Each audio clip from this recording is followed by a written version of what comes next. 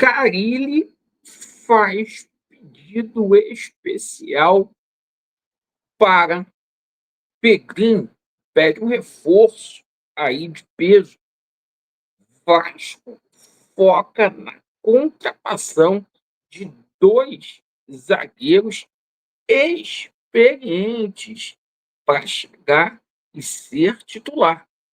A gente vai falar muito aí também sobre essa situação do Grego no Vasco da Gama. Hoje, um dia de muito me disse aí nos bastidores do Vasco da Gama. E, claro, a gente vai falar aí sobre a chegada do Carille no CT Moacir Barbosa. Hoje, o Carille já esteve presente para conhecer as instalações dos Gigantes da Colina. E, claro, a gente vai falar muito sobre a situação aí de renovações de contrato. Bora aqui para o nosso vídeo. Deus abençoe sua vida. Você que não é inscrito, se inscreva no nosso canal e vamos que vamos. Vamos começar falando aqui sobre a chegada do Carille lá no CT Moacir Barbosa. Hoje o Carille conheceu as instalações do Vasco da Gama, posou com a camisa do Vasco da Gama. O Carille que vai ser apresentado ali através de uma coletiva por volta do dia 6, ali, quando os atletas dos Gigantes da Colina simplesmente se reapresentam, aqueles que são os titulares. Né? O Carille ficou com uma boa impressão com o que viu. A gente estima sorte ao Carille. Não era o nosso predileto, não era o treinador que eu contrataria, mas aquilo, já que veio, é abraçar o treinador e torcer para que dê tudo certo. Agora a gente fala aí sobre a situação de renovação de contrato. Por quê? Vasco deu aí passos gigantes para a renovação de contrato de Léo Jardim e de Vegete. Né? Tá parecendo até novela mexicana, mas vai sair as renovações de contrato do Léo Jardim, simplesmente com um vínculo estendido por mais 3 anos, com gatilho para mais um, e do Vegete aí, mais 2 anos de contrato.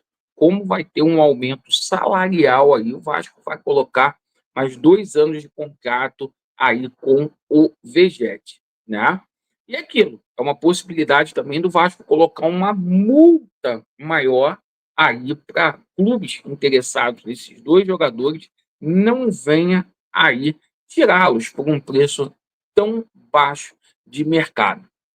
Coutinho é uma prioridade aí também da diretoria do Vasco, essa renovação, assim como a situação do Payet, certo? O Vasco vai tentar estender o contrato do Payet até dezembro.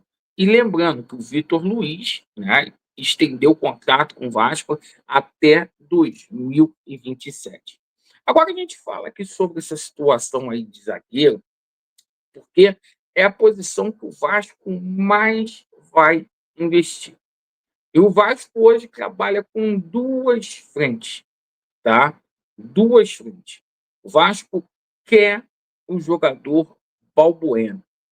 O Vasco está fazendo um esforço muito grande para anunciar o Balbuena nessa primeira janela de janeiro. Janela essa que abriu hoje. Oficialmente, a janela está aberta. Então, é o seguinte, o Vasco fazendo um esforço para trazer o Balbuena, e um zagueiro experiente, e a situação do jogador do Red Bull Bragantino, né, o Pedro Henrique, que teve uma passagem lá pelo Corinthians e pelo Atlético Paranaense. Esse jogador também se tornou uma prioridade.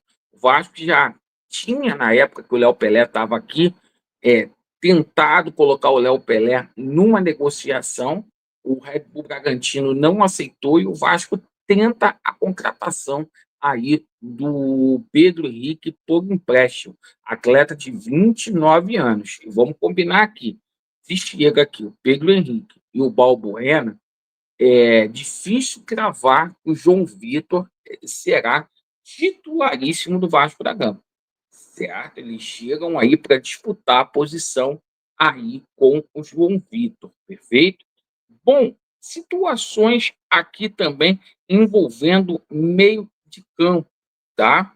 Hoje, novamente, essa insistência aí com a situação do Fernandinho, até a hora que a gente estava fazendo o nosso vídeo aqui, não tem proposta pelo Fernandinho, o Fernandinho que deixou o Atlético do Paraná há pouco tempo, né?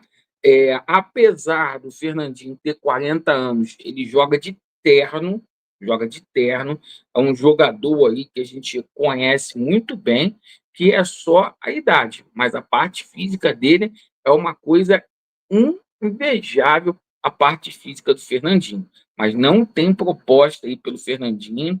Hoje a gente, inclusive, entrou em contato lá com o grupo Brantini, que cuida aí da vida profissional do Fernandinho, essa situação não existe, tá?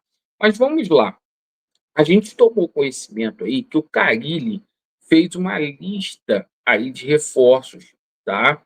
Entre esses nomes aí está o jogador Juliano, está o jogador Guilherme, lá do Santos, e, cara, Soteldo, tá? O Carille pediu Soteldo. Soteldo é um nome que está na lista ali de Carille, tá? O seguinte, é uma negociação fácil? Não. O Atlético Mineiro aí tentou a contratação aí do Soteldo há pouco tempo atrás, não conseguiu. Mas assim, eu acho um jogador muito interessante. Há pouco tempo atrás aí o Vasco estava tentando contratar o Coelho. O Vasco quis meter uma grana ali muito forte na contratação do Coelho, certo? E eu acho que o Soteldo é muito mais atleta, é muito mais jogador do que o Coelho, certo? Então, é o seguinte, surgiu essa situação aí no Vasco da Gama envolvendo o atleta, é, o Soteldo. Bom, o seguinte, e sobre a situação do Marinatti, tá?